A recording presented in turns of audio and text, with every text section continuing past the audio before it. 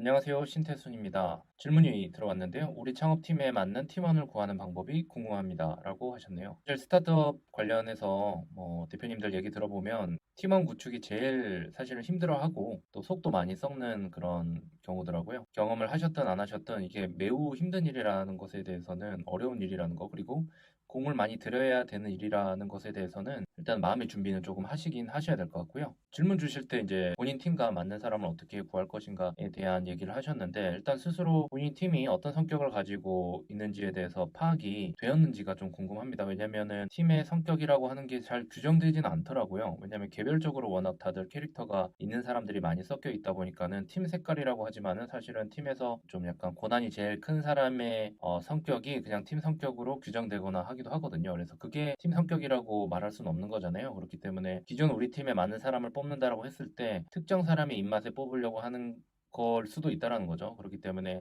내가 지금 뽑으려고 할 때 우리 팀의 색깔이라고 지금 규정한 게 어디에 좀 초점이 맞춰져 있는지 이런 것들도 다시 한번 생각해 볼 필요는 있습니다. 그래서 어떤 팀의 색깔에 맞춰서 뽑는다라고 하는 개념이 좀 많이 어려운 것 같아서 요거에 대해서 이제 기준을 세우는 것도 어려운데 어떻게 이런 질문을 하셨나라는 생각이 들어서 요거에 대해서는 한번 스스로 이제 팀 색깔에 대해서 어떤 기준으로 삼았는지 한번 파악을 해보시면 좋을 것 같아서 다시 되물어보는 질문이고요. 점점 시간이 갈수록 좋은 팀원을 구하는 게 좀 어려워지지 않나 이런 생각이 조금 들긴 합니다. 여러 가지 사회 현상들이 있을 텐데 어쨌든 개인주의적인 성향을 가진 분들이 점점 더 많아지잖아요. 그게 나쁘다가 아니라 형제도 좀 없고 이제 외동으로 자라는 그런 분들도 많이 계시고 그러다 보면은 서로 다른 부분에 대해서 어렸을 때부터 그 경험을 하기가 좀 쉽지는 않거든요. 이거는 자연스러운 환경이 그렇기 때문에 어떻게 보면 내 중심적으로 세계가 이제 형성이 되어 있다 보니까는 그게 이제 개인주의적인 것이고 그게 나쁘다라고만 할 수는 없지만은 어쨌든 나와 다른 누군가와 계속 소통하면서 그것을 맞춰 나가거나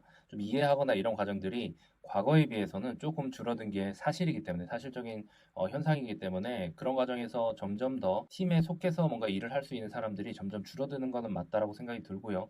그렇기 때문에 점점 프리랜서 분들이 더 많아지고 그런 시장이 더 커지는 것에 대해서도 이제 아마 잘 알고 계실 텐데요. 그렇기 때문에 더 팀에 속하는 사람을 잘 뽑기가 어려운 건 사실이다라는 것에 대해서 한 번 더 받아들이고 계속해서 무한 테스트를 해야 되는 상황이라는 것에 대해서 받아들이는 그런 상황, 마음의 준비를 한 상황에 대해서 다시 한번 강조를 드립니다. 이미 신문 기사나 아니면 실제 경험하셨을 수도 있고 복지나 연봉만으로는 다니기 힘들구나라는 것을 스스로 경험하셨을 수도 있고요. 기사나 이런 것들로도 확인을 하실 수가 있을 겁니다. 그러니까 대기업을 그만두고도 나오는 사람들이 많이 있죠. 다른 곳으로 이직을 하거나 돈도 중요하지만 처음에는 이제 돈을 많이 쫓을 수밖에 없지만 이렇게 사는 것보다 훨씬 더 의미 있게 사는 것에 대해서 더 중요하게 생각하는 사람들이 점점 늘어나다 보니까는 스타트업을 하시거나 이럴 때 물론 투자를 잘 받아가지고 복지를 좋게 하고 연봉을 주는 것도 좀 중요하지만은 큰 사명이나 비전 같은 것들에 따라서 이제 좋은 인재가 흘러 들어올 그런 확률이 되게 높기 때문에 스스로 그런 철학을 계속해서 만들어 나갈 필요가 있는 거고요. 그리고 이런 것들을 처음에는 좀 탄탄하게 정립하기가 쉽지는 않을 겁니다. 하지만 많은 사람들을 만나보고 그들에게 까여도 보고 설득도 해보면서 그리고 이제 크게 사업을 하는 분들을 보면서 혹은 그들의 강의를 들으면서 이렇게 네트워킹을 하면서 이 영감을 받으면서 나만의 철학 그리고 나만의 비전, 우리 회사의 비전 이런 것들을 점점 크게 그리고 사람들이 좋은 인재들이 끌릴 만한 그런 비전으로 점점 고도화시켜가는 그런 과정들이 필요하고요. 그래서 이제 이런 대화를 충분히 나눌 수 있는 그런 네트워킹 모임들 통해 가지고 이야기를 하다 보면은 좀 철학적으로 공유되는 사람들이 있으면은 그런 사람들을 인재로 채용을 하거나 설득을 하거나 이런 시간을 많이 보내면 좋은 거죠. 그래서 대표나 이런 사람들이 좀 더 귀찮으면은 좋은 사람을 뽑을 수는 있습니다. 뭐냐면 그냥 단순히 사람인이나 이런 데서 올려서 뽑는 게 아니라 이렇게 네트워킹을 활발하게 하면서 대화를 많이 나누고 이제 통한 사람에게 제안을 하거나 이렇게 되면은 훨씬 더 확률이 높아지겠죠. 좋은 사람을 뽑을 확률이. 그리고 다음 말씀드리고 싶은 거는 우리 팀에게 어울리는 사람을 뽑겠다라고 했지만은 그 전에 이미 좀 들어가고 싶은 팀이 되어야 되는 거거든요. 왜냐면 이렇게 들어갔다가 또 금방 나온 사람들도 많이 있습니다. 그게 팀이 잘 안 맞아서일 수도 있고 그 사람이 우리랑 안 맞았을 수도 있지만은 함께하고 싶지 않은 팀일 수도 있다라는 거거든요. 이거에 대해서는 사실 냉정하게 바라봐야 됩니다. 뭐냐면 계속 반복해서 같은 문제로 인해서 퇴사하는 사람이 생긴다면 그거는 팀에 어떤 문제가 있다는 것에 대해서 진단을 해야 되는 거죠. 아프지만은.